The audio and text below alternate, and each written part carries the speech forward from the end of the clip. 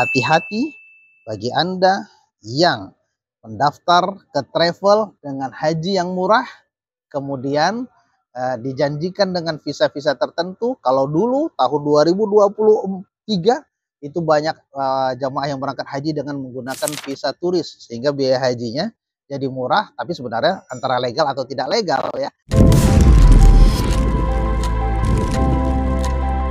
Bismillahirrahmanirrahim. Assalamualaikum warahmatullahi wabarakatuh. Alhamdulillahirrabbilalamin. Bapak Ibu jamaah Abu Syirah dimuliakan Allah Subhanahu wa taala. Ya, mudah-mudahan kami doakan hari ini kita dalam keadaan sehat, berlimpah rezeki, kemudian umur yang Allah panjangkan dalam keadaan sehat, keluarga-keluarga sehat, keluarga-keluarga kita sehat semuanya. Kemudian ilmu yang kita dapatkan mudah-mudahan bisa menjadi cahaya nanti untuk kita di alam barzah, di kubur kita, ataupun nanti ketika kita sedang berjuang di yaumul mizan atau yaumul mahsyar untuk mencari syafaatnya Rasulullah sallallahu alaihi wasallam. Salawat beriring salam kepada junjungan Nabi kita Muhammad sallallahu alaihi wasallam. Allahumma shalli ala sayyidina Muhammad wa ala ali Muhammad. Sahabat Abu Syirah yang dimuliakan Allah Subhanahu wa taala. Tahun ini seperti yang kita ketahui tidak ada lagi visa turis yang dikeluarkan oleh Kementerian Haji dan Umroh, salah satunya untuk negara Indonesia. Jadi hati-hati bagi Anda yang mendaftar ke travel dengan haji yang murah, kemudian dijanjikan dengan visa-visa tertentu. Kalau dulu tahun 2023 itu banyak jamaah yang berangkat haji dengan menggunakan visa turis, sehingga biaya hajinya jadi murah, tapi sebenarnya antara legal atau tidak legal ya visa turis ini. Jadi bisa menekan biaya atau kos haji. Tapi tahun ini akan terjadi pembludakan sebenarnya karena mengacu pada tahun 2023 yang lalu, 2024 yang lalu, tahun 2025 ini karena keberhasilan jamaah yang menggunakan visa turis tahun 2024 menyebabkan jamaah berbondong-bondong mendaftar haji dengan harga yang murah. Tapi hati-hati, tahun 2025 ini kita atau Kementerian Umroh dan Haji Arab Saudi tidak lagi mengeluarkan visa turis untuk warga atau penduduk Indonesia. Dan kalau kita jamaah yang sudah mendaftar haji dengan paket yang murah, si travel berkewajiban untuk mencari alternatif visa yang lain, yang pastinya harganya sudah di atas harga visa turis.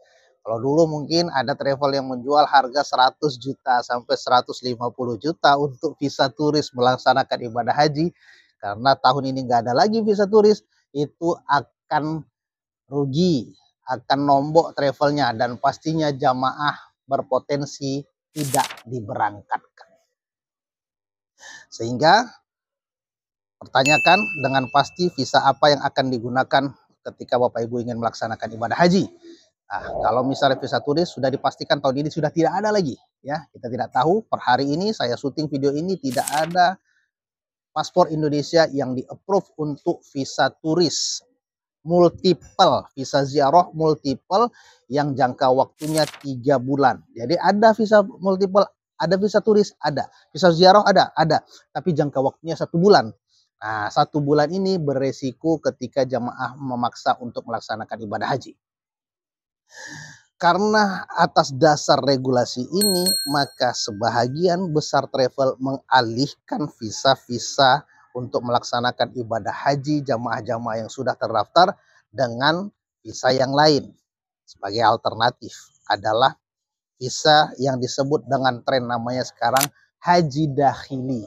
Apa sih itu haji dakhili? Ya, haji dakhili itu sebenarnya adalah jamaah yang sudah mendaftar ya, kemudian jamaah itu dibuatkan iqomah di Arab Saudi. Jadi ada iqomahnya, dia nanti bisa jadi berangkat dulu dengan visa umroh sampai di Arab Saudi, atau visa ziarah yang 1 bulan ya, yang single entry sampai di Arab Saudi, dicarikan amil-amil kafil-kafilnya, kemudian dibuatkan iqomah. Jadi ketika ada iqomah yang di Mekah, maka Bapak Ibu bisa masuk ke Mekah bolak-balik dalam satu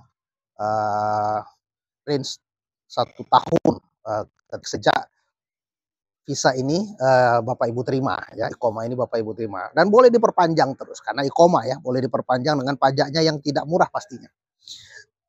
So, saya mendapatkan informasi untuk membuat iqomah ini nilainya di atas rata-rata ya, yang paling murah itu sekitar 100 juta rupiah. Kalau dulu visa turisnya murah. Kalau yang dulu itu sekitar 2.000 dolar ya, 2.000 dolar itu sekitar 20 atau 30 juta. Ya, sedangkan sekarang iqomah harus mengeluarkan biaya sekitar 100 juta rupiah.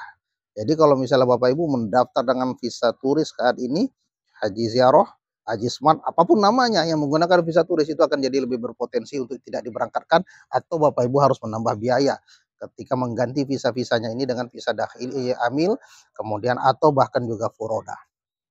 Ya, artinya visa turis sudah tidak berarti lagi, kemudian alternatifnya adalah visa dakhili ya, haji dakhili yang ini adalah iqomah.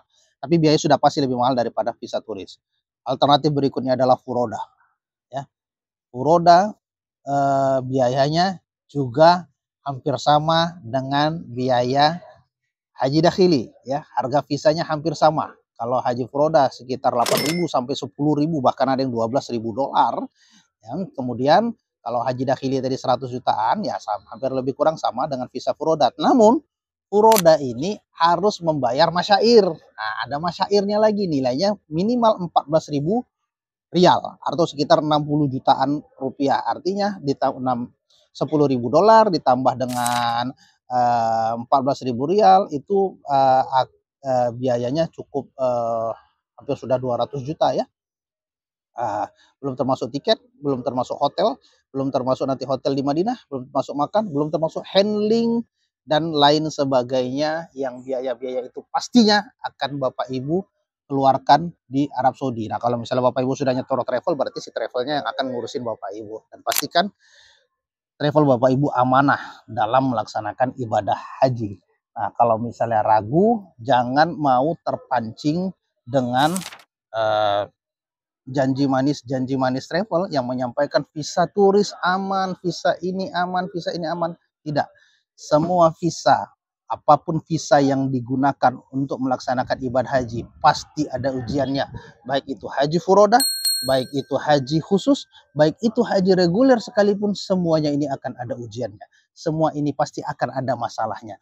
Karena setiap tahun perubahan-perubahan regulasi yang terjadi di Arab Saudi itu tidak bisa ditebak dan tidak bisa diterka oleh siapapun. Hanya Allah saja yang tahu. Bahkan pemerintah kita sendiri pun tidak bisa menerka dengan baik regulasi yang akan terjadi setiap tahunnya di Arab Saudi. Nah, jadi tidak ada orang yang hebat dalam mengelola haji, tapi hanya ada orang-orang yang beruntung dalam mengelola ibadah haji. Tapi saya menyarankan kepada Bapak Ibu ya, memastikan visa apa yang digunakan, fasilitas apa yang digunakan, planning satu ketika plan A gagal, kemudian plan B-nya seperti apa ketika plan A gagal, plan C-nya seperti apa ketika plan B gagal. Nah, itu semuanya harus sudah dipersiapkan oleh travel di mana Bapak Ibu mendaftar haji. Apakah itu dengan visa furoda, apakah itu dengan haji khusus, apakah itu dengan haji dakhili ya yang sekarang lagi tren. Nah, biasanya haji dakhili itu hanya dikeluarkan iqomah saja, tapi nanti untuk waktu masuk ke Mekahnya itu tidak menggunakan tasreh secara resmi, tapi mereka akan membeli tasreh haji yang di lapangan, yang dijual-jual di lapangan oleh oknum-oknum tertentu. Jadi apakah syarikah yang menjual itu, apakah nanti ada broker, apakah ada muasasah, ada juga kok jual tasreh yang tidak resmi. Mereka punya kelebihan-kelebihan tasreh atau bus-bus yang sudah bertasreh untuk mengantarkan jamaah ke Arafah atau ke Mina. Berikutnya balik lagi untuk jemput jamaah-jamaah yang beli tasreh haji lokal. Nah, jadi semuanya harus teredukasi dengan baik. Bapak Ibu juga harus siap dengan segala kondisi dan situasi apa yang akan terjadi ketika Bapak Ibu akan melaksanakan ibadah haji. Ingat, ibadah haji adalah ibadah yang terberat ya, karena mengeluarkan harta ya, mengeluarkan biaya, kemudian akan membutuhkan energi yang cukup besar, kesehatan, kekuatan, mental, dan ini semuanya akan kita perjuangkan ketika kita berada di Mekah, khususnya ketika kita melaksanakan Ar-Musnah Arafah, wukuf di Arafah, kemudian mabit di Musdalifah, dan mabit di Mina. Ini akan menjadikan kita seorang hamba yang benar-benar kuat di hadapan Allah, dan pastinya hamba-hamba yang kuat ini bukan hamba-hamba yang tanpa ujian, tapi hamba-hamba yang Allah uji, kemudian kita mampu melewati dan menyelesaikan ujian dari Allah Subhanahu wa taala. Terima kasih. Untuk konsultasi haji silahkan hubungi kami.